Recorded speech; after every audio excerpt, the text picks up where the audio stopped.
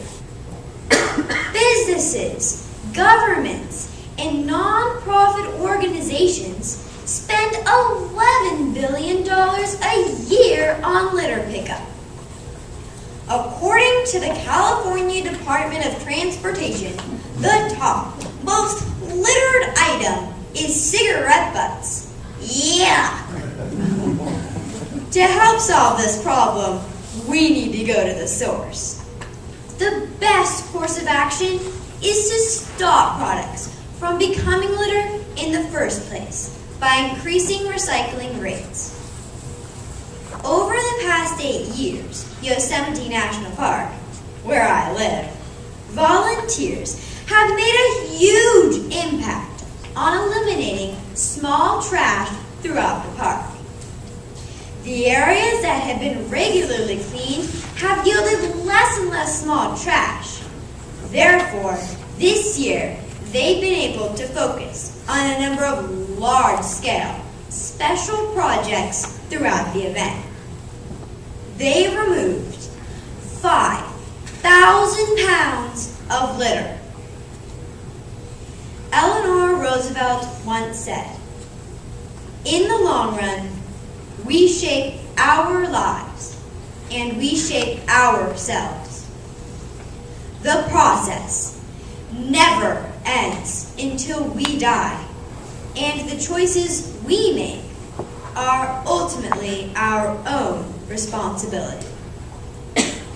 My one wish for America is to stop littering. We can make the choice to litter, but we can also make the choice not to litter. It comes down to personal responsibility. But if I were you, I'd stop littering, because it might just cause this fox's slow, painful death. In the morning, when you wake up, have you ever thought to yourself, "Gosh, I'm so hungry"? Well, did you know that hunger affects over 16 million children every year? That is about 1 in every 5 kids that is affected. Good nutrition is extremely important while we are young. Without this, it can alter our physical, mental, and academic achievements.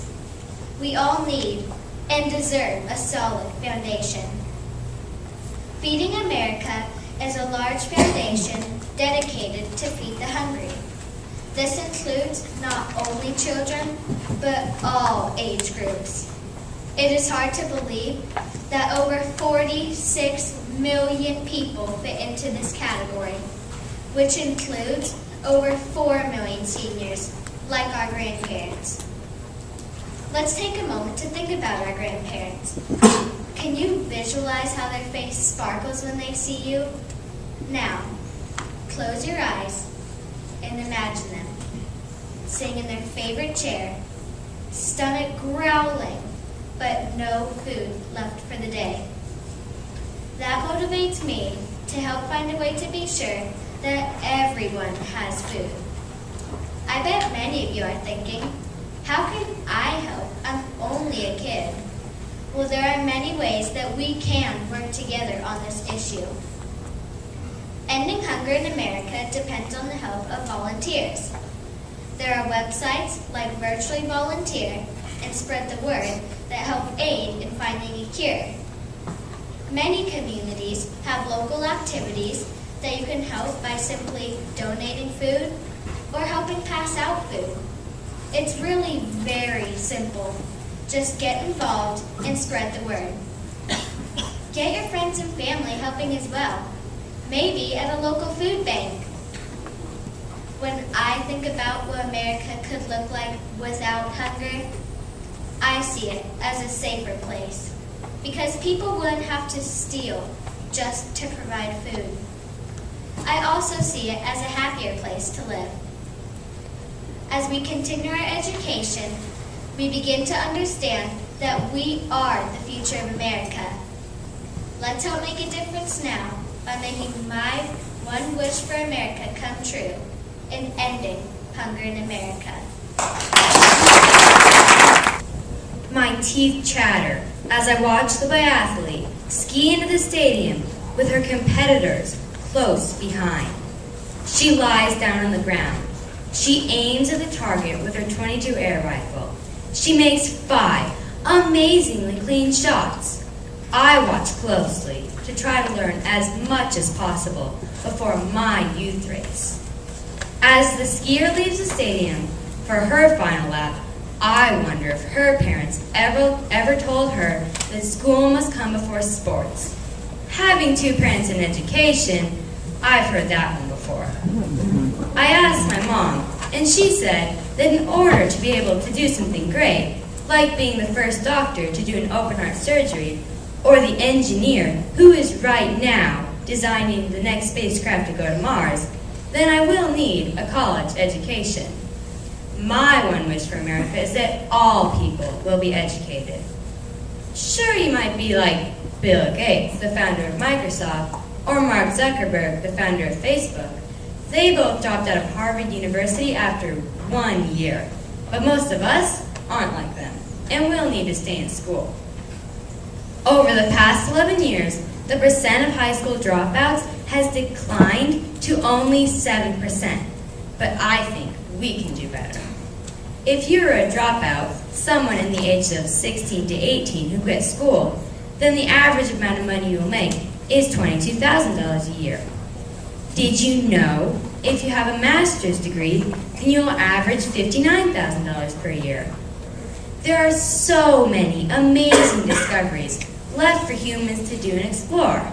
For instance, Americans have only landed on the moon a couple of times, and we've only visited one other planet. In fact, who knows? I could be in the same room as somebody who will be the next big baseball star, or the astronaut who colonizes Mars. There are so many amazing opportunities that every one of you can pursue if you work hard and follow through with your education. Ben Franklin once said, "The only thing more expensive than education is ignorance." What this quote means is that if you are ignorant and do not get an education, your life could be hard and you might run into unnecessary problems. School is where our talents are recognized, and it plays a key role in developing us into good human beings. It provides us with knowledge about our world and beyond, and paves the road to the start of a good career. When we leave school, we are ready to soar into the real world and pursue our dreams. It's not just what's found in textbooks, but also what's found in lessons taught by life. Ben Franklin once said, "The investment in knowledge pays the best interest." Education is a really important part of life that should be a #1 priority, because remember, If you want to be great at something, you need to try hard and follow through with what you begin. Around here, we are really lucky to have such a great school program and such wonderful teachers. But some kids aren't as lucky as we are. Every single one of you has something that you're good at. And every single one of you has something to offer. And you have the responsibility to yourself to discover what that is.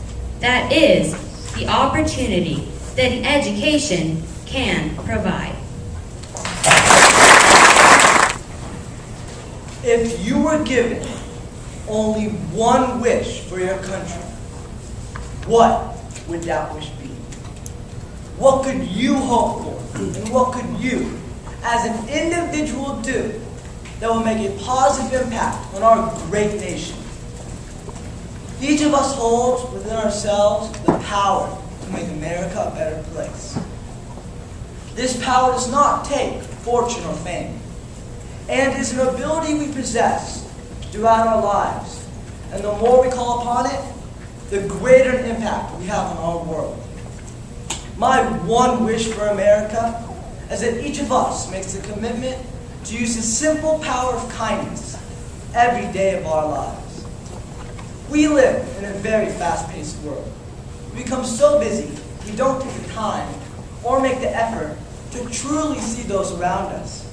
We may feel that as individuals, our efforts don't really make a difference. Making a difference. At first, it seems hard, but in fact, by becoming more aware, we recognize needs, great or small, that can be filled. Acts of kindness are never wasted, and they always make a difference. When you go through your day expressing kindness and courtesy to everyone you come in contact with, your small act of kindness can change the course of a person's day in ways you've never imagined. Take the story of Hillary Sadie, a 22-year-old college student who decided to spend her birthday focusing on acts of kindness. On that day, Hillary helped an elderly couple load groceries into their car. She held open doors 22 different times for others, put her spare change in parking meters around town, and wrote notes of appreciation to people in the community. Hillary says, "I believe you have two hands, one to help yourself and one to help others." Her gift inspired others all across the nation to perform small acts of kindness. My family received an act of kindness from a complete stranger when the driver ahead of us paid our toll to cross the Bay Bridge. It was such an unexpected surprise that we passed it along to the driver behind us. Curious about what happened, we contacted the bridge office the next day and found that 27 drivers had come through that same toll booth, paying the toll for the driver behind him.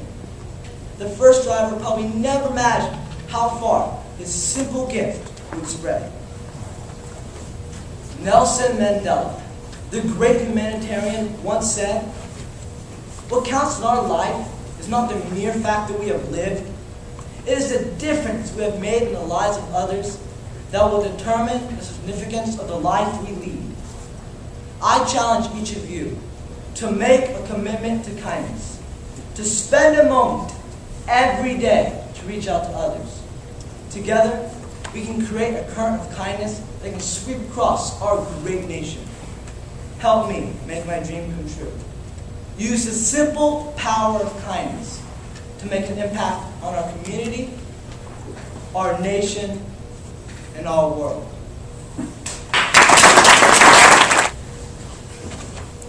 We hold these truths to be self-evident, that all men are created equal, that they are endowed with their Creator with certain unalienable rights, that among these are life, liberty, and the pursuit of happiness.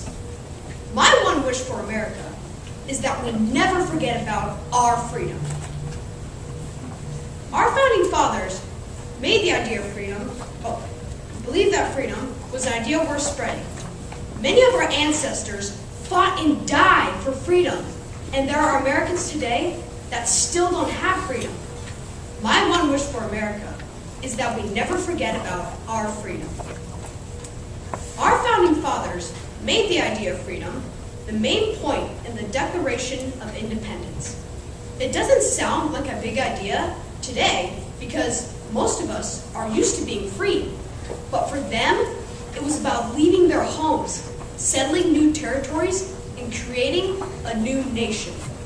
There were real dangers, like fighting a war against the most powerful country in the world. This was a risk they took to earn freedom and independence. However, freedom isn't free. This is a popular American saying. It is used to express gratitude to the military, especially to those who give their lives to defend our freedom. I've learned a lot from my uncle, who is a Navy helicopter pilot and serves our country. My grandfather and great-grandfathers also fought in wars to protect our freedom. The courage of those before us is a gift to all of us. It is our responsibility to carry on what they started. We've come far, but there is more to go. Some Americans still don't have freedom or equality. Discrimination still exists. We have room to grow for freedom and equality for everyone. When I see someone being treated unfairly because of race, religion, or just because they're a man or woman, it is my responsibility to do the right thing. We need to remember the words, all men are created equal, and everyone should be able to pursue happiness. Martin Luther King Jr. said, injustice anywhere is a threat to justice everywhere. I think our founding fathers would agree. We hold these truths to be self-evident, that all men are created equal, that they are endowed by their Creator with certain unalienable rights, that among these are life, liberty, and the pursuit of happiness. We don't talk like this anymore, but let's keep talking about freedom and fighting for it like they did. Freedom needs our appreciation and protection. That is my one wish for America. Albert Einstein once said, I speak to everyone in the same way, whether he is the garbage man or the president. Many would agree that Einstein was one of the most intelligent human beings that ever lived. He believed in treating no one poorly and everyone with respect. My one wish for America is that everyone would treat each other with more respect. But what does this mean? Some might say it is having an important role in society. Some might say it is being liked by your peers. Some might even say that in order to be respected, we should make intelligent choices and perform selfless actions. But I believe that respect starts with how we treat ourselves. And there are several aspects to treating ourselves with respect. One very simple part of this is how we treat our own bodies. Acting recklessly, placing ourselves in dangerous situations, and putting harmful substances into our body is a sign of total disregard to our well-being. Another very important part of respecting ourselves is taking pride in who we are and how we treat others. But to treat others well, we have to first develop that confidence and knowledge that each of us is a good person. My humanities teacher always says, what matters most is how we see ourselves. I believe this is true. If we act in accordance with what we believe is right, then it is easy to walk around feeling good about who we are. If we work hard at whatever task we are doing, then we can always look in the mirror and be proud of what's looking back. And I believe that only then can we truly treat others with the respect that I'm hoping all Americans can. We all have a pretty good idea what is right and wrong in this world. We have enough people encouraging and guiding us in the right direction. We've all heard it before. Respect your parents, respect your teachers, respect school rules. But how do we get to a place, like Albert Einstein, where we have developed that ultimate, unconditional respect for others? I believe it doesn't matter how much we are told or taught how to treat others. We can only achieve it after realizing our own self-respect. So today, when you leave, remember that if you treat someone poorly, it doesn't just hurt them, it hurts you too. When you miss the trash can and have that decisive moment, should I pick it up or let someone else do it because, hey, no one saw me? But remember, you saw you. It's a special life we live, and we all want to make the most of every breath. What a better place this country would be if we all worked hard at treasuring ourselves, which would spill over to treating others better. Have pride in the person that you are and help make America the best country it can possibly be. Start with little steps today in working towards Einstein's theory of respectability. 407 years ago, our fathers brought forth on this continent a new nation, conceived in liberty and dedicated to the proposition that all men are created equal. President Lincoln chose these words with purpose for good reasons. So I ask every American, what is equality? Is it two exact same pieces of pie? Is it the two parallel lines that are a common symbol in our math books? Equal may mean same to you, but in my eyes, equal is more. Equal is a feeling of being respected for who you are, not what you are. My one wish for America is that all men and women are treated equally. Equality means that we treat the people around us fairly. It's not judging people on how they look or talk. It's including others, even when you don't always enjoy their company. Equality is oftentimes what most people want, but don't always give back. Not everyone understands how equality works. For example, one time I was having a great time at a friend's house. We were both thirsty, and I was offered some juice. My friend poured 2 glasses full, but one was fuller than the other. Who was going to get the glass with more? I really wanted it, but then again, was that fair? And if she gave it to me, should I have taken it or given it back? Another, more powerful example comes from my own experience.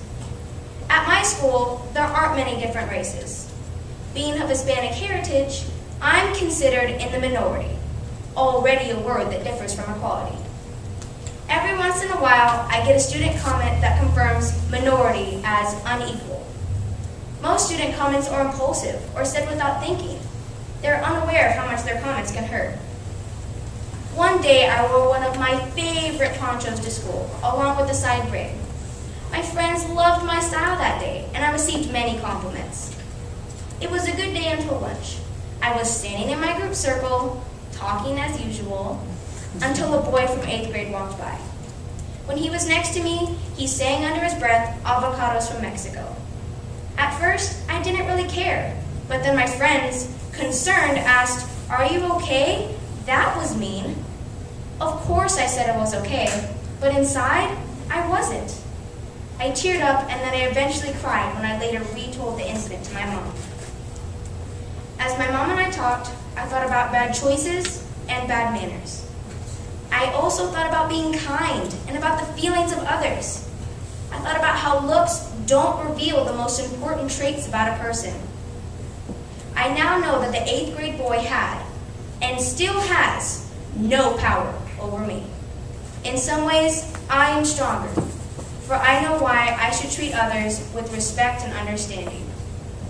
Equality doesn't mean same. It means respect. Prejudging people before you get to know them is wrong.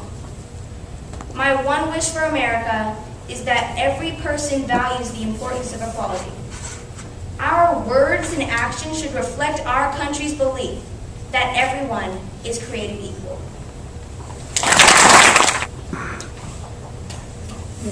The human race is a big problem. They are omnivores, meaning they have little to no natural instinct on what to eat. As cavemen, humans had to explore what to eat in different ways. If Uncle Jim ate a berry and died, then they didn't eat berries from that bush. Now that's different. Everything in the supermarket is edible, and humans eat whatever is easy to get, cheap, and tastes good. Now that brings along the momentous question, what to eat?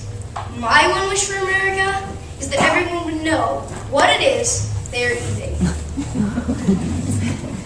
Michael Pollan, author of The Omnivore's Dilemma, states that the disease formerly known as adult-onset diabetes has had to be renamed type 2 diabetes because it occurs so frequently in children.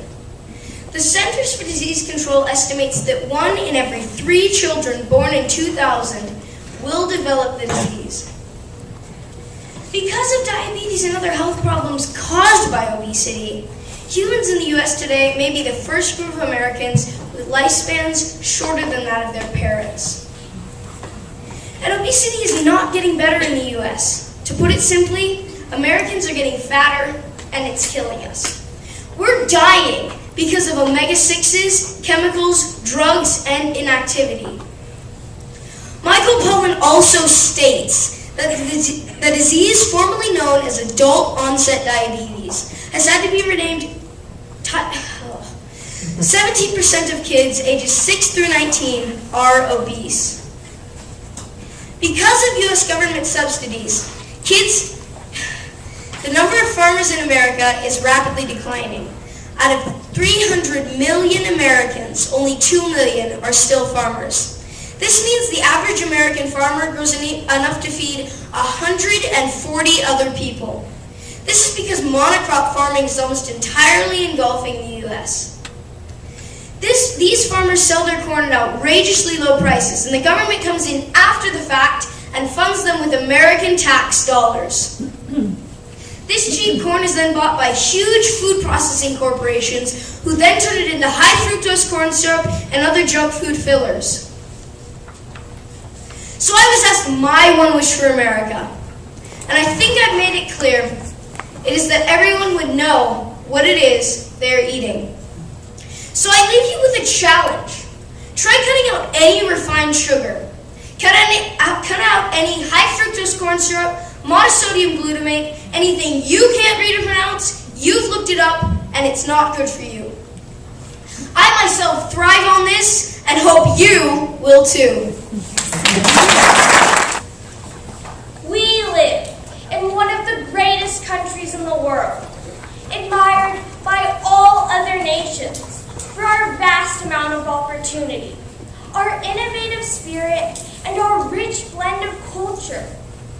Yet, we are one of the unhealthiest nations on earth, with the highest obesity rate and lowest life expectancy among modern nations. My generation could be the first to live a shorter lifespan than that of our parents. Because I plan to live to a ripe old age, my one wish is for a healthier America, one in which all children live in healthy environments, make good life choices, and thrive.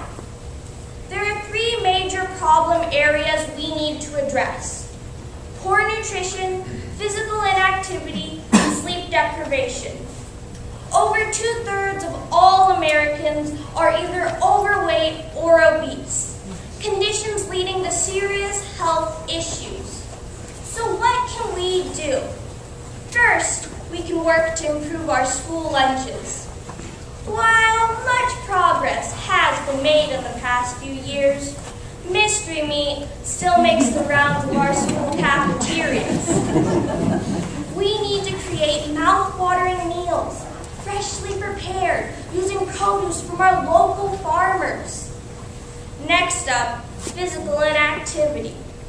Each day we pile on over 5.5 hours of video games, computer use, and television. Our fascination with technology has precluded the need to even get off the couch and attempt the most menial of physical tasks. I admit it, I too have been known to be a couch potato. To combat this, we can start by improving physical activity at school. Let's modify our current PE curriculum to engage everyone, not just the ones who excel in athletics. Finally, if this isn't enough already, we are constantly sleep deprived. Studies show that over 85% of us get less than 8 hours of sleep each night. We need to reevaluate our school scheduling and assignments. For example, instead of starting high school at 7:20 a.m., a horrendous hour that not even a Starbucks double latte can cure, why don't we start school at 9 a.m. and place reasonable limits on the amount of homework assigned? This would allow us to still get to bed by midnight, meeting our nocturnal needs. I am proud to be part of our great nation. I am convinced, given our history of surmounting great challenges, that we can rise to the occasion and work together to improve the health of our residents.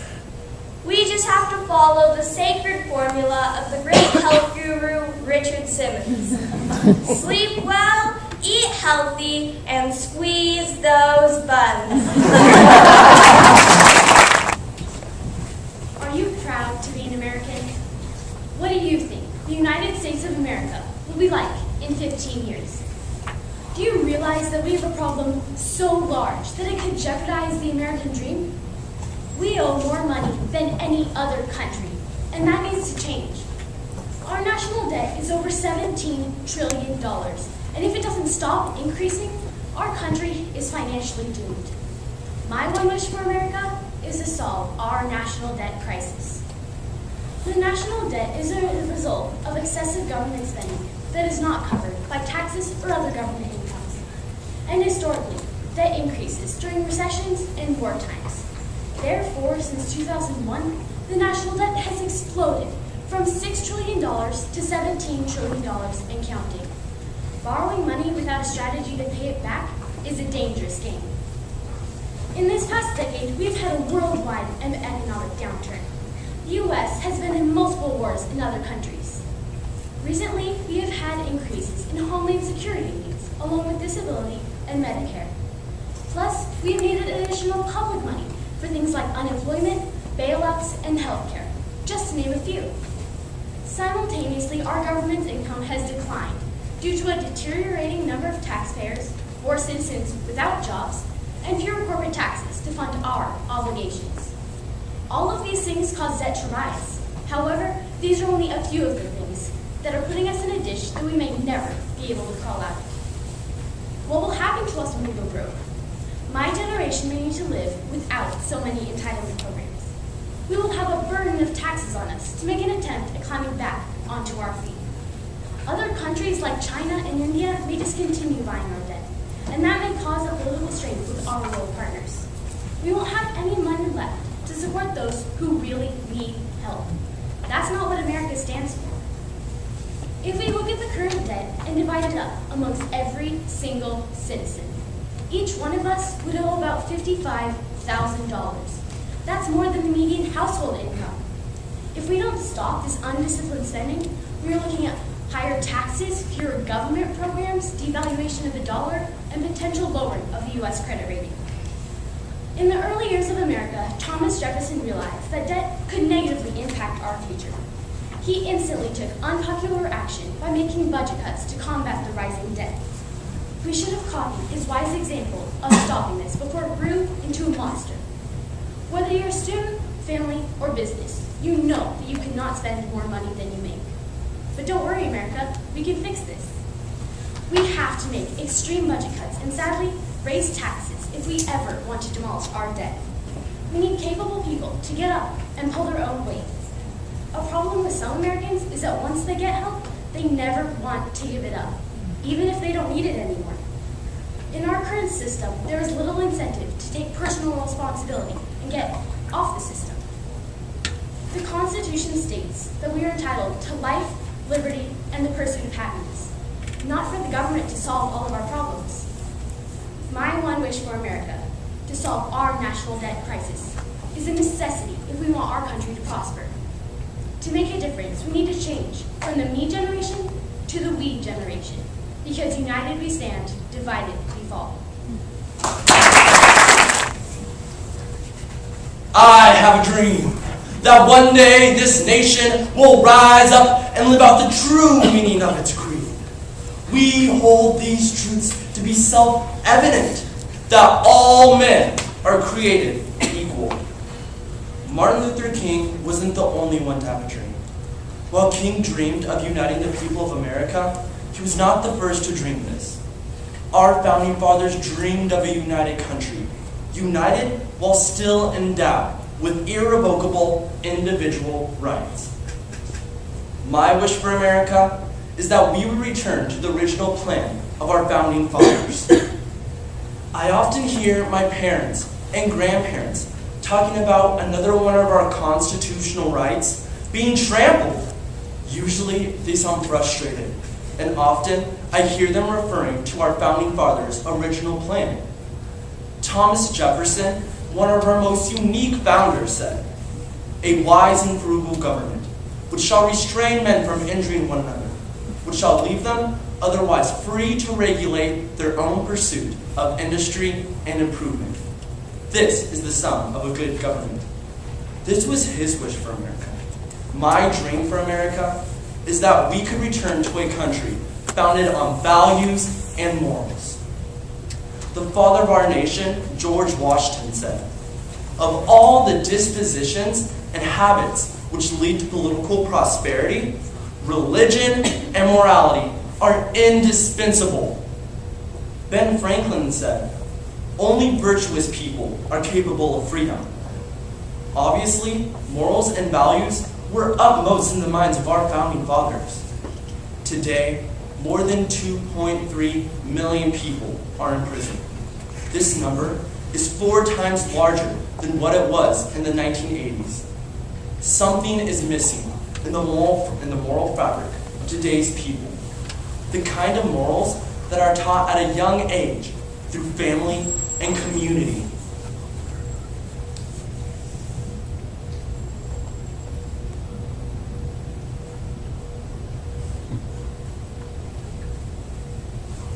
The father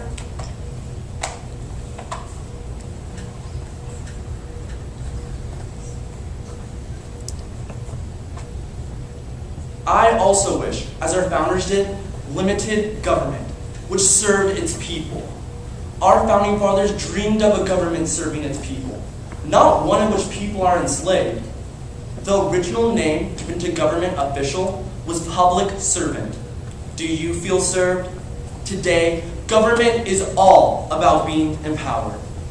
Who holds the power? How long will they be in power? Who is the most powerful? Many people think the Constitution's objective is to declare the rights of the people, when in fact, it was written to limit the government in regards to the rights of the people. Patrick Henry stated, "The Constitution is not an instrument for the government to restrain the people. It is an instrument for the people to restrain the government." Our founding fathers dreamed of united people, people free of tyrannical leaders misusing the powers given to them by the people. It is now our responsibility to preserve the original intent of the Constitution and protect the unique dreams given to us by our founding fathers. This is my wish for America.